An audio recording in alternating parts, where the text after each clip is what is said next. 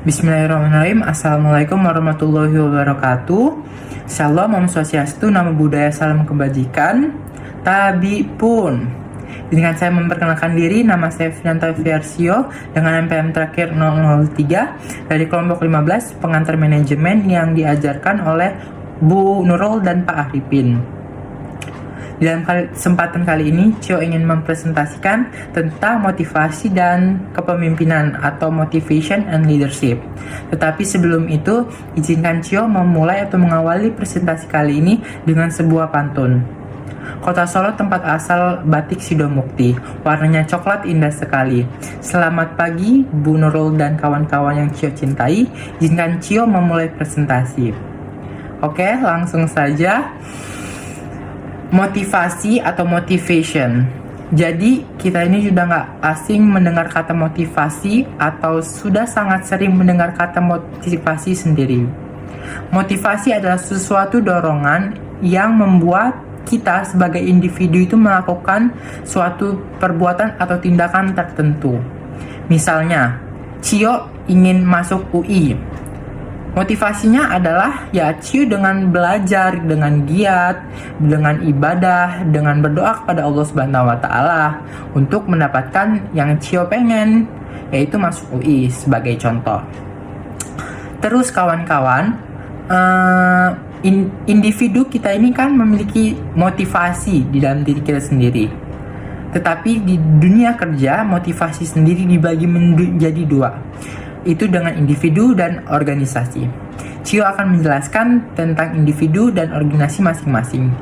Yang pertama akan Cio jelaskan tentang motivasi bagi individu.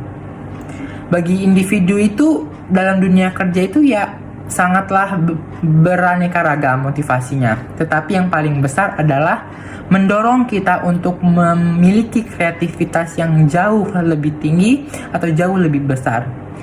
Ini maksudnya apa sih kreativitas itu? Kreativitas di sini dimaksudkan misalnya kita dalam pekerjaan atau mengerjakan sesuatu di dalam pekerja memiliki kreativitas yang besar atau yang unik yang nantinya akan berguna untuk kita dalam bekerja atau mengerjakan sesuatu. Terus bagi dunia organisasi atau bagi kelompok itu apa sih motivasi peran pentingnya? Yang pertama adalah menghasilkan hasil yang maksimal. Menghasilkan hasil yang maksimal, motivasi itu perannya sangatlah besar. Dengan kita mempunyai motivasi dalam diri kita sendiri, kita itu mampu menghasilkan sesuatu yang dapat berguna dan yang dapat menghasilkan sesuatu yang bagus atau sesuatu yang bermanfaat yang memiliki nilai atau hasil yang bagus nantinya. Motivasi juga meningkatkan rasa percaya diri kita. Dengan rasa percaya diri ini, motivasi kita itu akan terus bertambah. Motivasi dilatar belakangi oleh rasa percaya diri. Dengan itu, motivasi juga memiliki kriteria atau manfaat bagi organisasi ini untuk mengerjakan hal-hal yang banyak atau mengerjakan hal-hal pekerjaan kantor yang maksimal. Misalnya, Cio dikasih pekerjaan yang banyak, tetapi Cio memiliki motivasi sendiri dalam mengerjakan tugas-tugasnya. Dengan motivasi ini, Cio mengerjakannya itu tidak menjadi beban, tapi nyaman aja dengan hasilnya yang maksimal dengan motivasi dari Cio itu sendiri. Terus yang pasti adalah menghasilkan kesuksesan dalam pekerjaan. Motivasi sangatlah penting bagi dunia pekerjaan dan meraih kesuksesan dalam kita meraih apapun itu. Misalnya, Cio ingin berhasil nargetin dalam bekerja itu mencapai berapa penjualan tiap minggunya. Dengan Cio memiliki motivasi di dalam diri Cio akan meraih kesuksesan itu dengan cara strategi Cio menjual ini, dan dengan giat berdoa juga kepada Allah Subhanahu wa taala. Terus yang selanjutnya adalah perilaku individu dengan motivasi. Kita itu harus tahu dulu teman-teman, perilaku individu dan motivasi itu apa. Perilaku individu sendiri menurut Cio adalah suatu fungsi yang dimana itu dilatar belakangi oleh individu dan lingkungannya. Sedangkan motivasi adalah dorongan, semangat, acuan kita untuk memperoleh prestasi yang kita inginkan. Jadi pertanyaannya, apakah motivasi dan perilaku individu ini saling berkaitan atau berhubungan? Jawabannya adalah iya, saling berhubungan. Kenapa? Perilaku individu dan motivasi memiliki keterkaitan satu sama yang lainnya, karena motivasi bisa dicapai dengan perilaku individu itu sendiri. Misalnya, dapat dicontohkan, Cio memiliki perilaku yang kurang baik atau males-malesan dalam meraih apapun itu. Apakah Cio bisa meraih kesuksesan itu? Mungkin tidak, karena perilaku individu itu dicerminkan dengan semangat yang tinggi, kerja keras untuk mencapai sesuatu atau kesuksesan yang kita inginkan atau prestasi yang kita inginkan. Terus yang terakhir adalah bagaimana sih motivasi ini, cara meningkatkan motivasi bagi kita di dalam diri kita sendiri. Cio mengambil kesimpulan besarnya itu cara meningkatkan motivasi kita itu dengan cara hukuman atau punishment. Kenapa punishment atau hukuman? Cio rasa kita semua pasti pernah dihukum. Dihukum itu bukan kita digebukin gitu loh. Maksudnya di punishment atau hukuman ini kayak misalnya menurut Cio Cio sendiri kayak misalnya diberi hukuman langsung memotivasi gitu loh. Maksudnya kayak misalnya Cio diberi hukuman, diberitahu. Nah, Cio itu langsung terdorong motivasinya untuk melakukan atau menjadikan Cio ini lebih baik lagi ke depannya, atau meraih sesuatu itu lebih giat lagi. Terus cara meningkatkan yang kedua adalah melalui informasi atau information. Informasi atau information itu dilakukan dengan cara misalnya kayak Cio dikasih tahu oleh orang tua Cio harus semangat belajar, Cio harus giat belajar, Cio harus berdoa untuk mencapai keinginan Cio, misalnya lulus kuliah gitu. Dengan cara itu motivasi kita meningkat secara otomatis. Informasi udah, hukuman atau punishment udah. Dua ini adalah dua cara yang sangatlah penting atau sangatlah besar bagi Cio dalam meningkatkan motivasi kita individu. Cio rasa itu saja yang bisa Cio jelaskan. Selanjutnya akan dijelaskan oleh teman-teman Cio. Tetapi sebelum itu izinkan Cio menutup presentasi ini dengan pantun. Diawali dengan pantun dan penutupnya juga diawali dengan pantun. Jalan-jalan ke Surabaya, tidak lupa membeli good time. Terima kasih atas perhatian Bu Nurul dan kawan-kawan semua, and see you next time. Wassalamualaikum warahmatullahi wabarakatuh.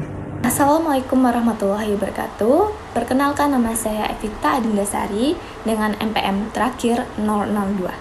Selanjutnya saya akan menjelaskan tentang teori motivasi Maslow, teori motivasi IRG, dan definisi kepemimpinan.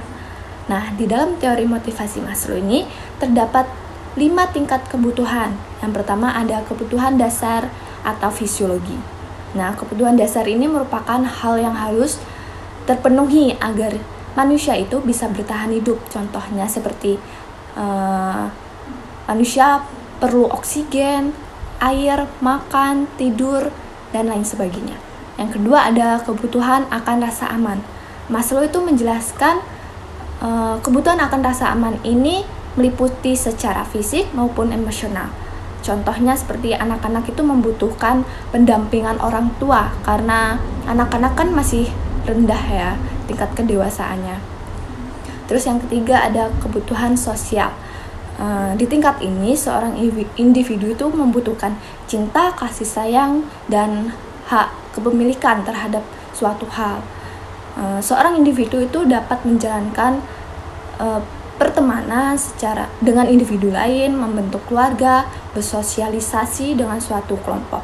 Dan yang keempat ada kebutuhan mendapatkan penghargaan. Maksud penghargaan bagi Maslow itu harga diri. Nah, harga diri itu dibagi menjadi dua bentuk. Yang pertama menghargai diri sendiri dan menghargai orang lain. Dan yang terakhir kebutuhan aktualisasi diri. Di tingkat ini kebutuhan itu yang paling tinggi.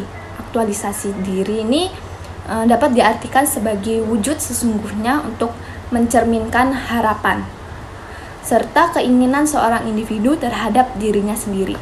Selanjutnya saya akan menjelaskan tentang teori motivasi IRG. Teori IRG adalah teori tentang motivasi yang dicetuskan oleh Clayton Paul Alderfer. Nah, IRG ini adalah mengklasifikasikan piramida kebutuhan manusia yang digagas Maslow menjadi 3 kategori. Yang pertama ada eksistensi atau keberadaan. Eksistensi adalah suatu kebutuhan akan tetap hidup sesuai dengan tingkat kebutuhan seperti fisiologis dan kebutuhan akan rasa aman.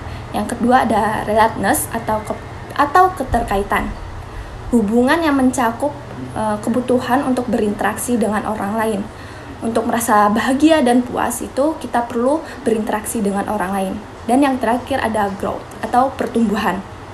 Kebutuhan yang mendorong seseorang untuk berpengaruh yang kreatif dan inovatif terhadap diri sendiri atau lingkungan. Dan yang terakhir ada definisi kepemimpinan. Kepemimpinan adalah kegiatan sentral dalam sebuah kelompok atau organisasi. Seorang pemimpin sebagai figur sentral yang berwenang dan bertanggung jawab kepada organisasi untuk mencapai tujuan. Saya akhiri. Wassalamualaikum warahmatullahi wabarakatuh. Perkenalkan, nama saya Elisa dengan NPM terakhir 006. Di sini saya akan melanjutkan presentasi yang sebelumnya dijelaskan oleh Evita.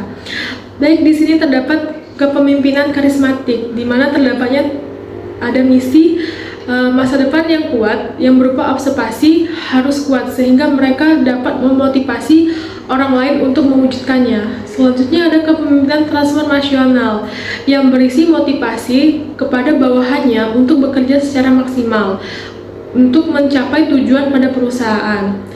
Selanjutnya itu ada kekuasaan dan pengaruh penggunaan kekuasaan yang sangat berpengaruh efektif kepada seorang pemimpin karena akan berpengaruh kepada bawahannya sehingga mereka dapat mengerjakan pekerjaannya dengan baik. Di setiap kekuasaan terdapat pengaruh perubahan, yaitu ada pengaruh perubahan pada sikap, pada nilai, dan perubahan pada perilaku seseorang sebagai hasil dari taktik. Terus juga ada kepemimpinan sebagai pelayan. Terus kepemimpinan sebagai pelayanan itu merupakan gaya kepemimpinan yang mengedepankan pihak lain. Terus juga mereka mempunyai karakteristik, di mana karakteristiknya itu terdapat yang pertama kepemimpinan didasarkan pada nilai-nilai yang dibawa oleh pemimpin untuk ke tempat kerja. Terus yang kedua itu ada rasa peduli kesuksesan mereka, di mana mereka lebih mementingkan kesuksesan mereka sendiri. Terus yang ketiga memperhatikan kebutuhan dan menyediakan lingkungan kerja yang dengan potensi yang baik. Terus yang keempat itu ada rasa hormat dan motivasi sikap positif kepada nilai-nilai utama dari gaya kepemimpinan tersebut. Yang kelima itu ada para pemimpin harus menganggap bahwa mereka sebagai mitra dan memperlakukan mereka secara merata. Di sebuah perusahaan itu mempunyai kepemimpinan yang menciptakan perasaan positif antara manajemen dan karyawan sehingga mereka mengarah pada kepada rasa moral yang baik. Terus juga produktivitas tempat kerja mereka akan meningkat. Itu juga akan terdapat keuntungan di mana akan membuka ide-ide baru dan inovasi. Terus juga akan meningkatkan rasa kepercayaan dan motivasi yang tinggi dan memaksimalkan potensi pada bawahan. Baik, sekian presentasi yang saya sampaikan. Saya akhiri. Wassalamualaikum warahmatullahi wabarakatuh. Terima kasih.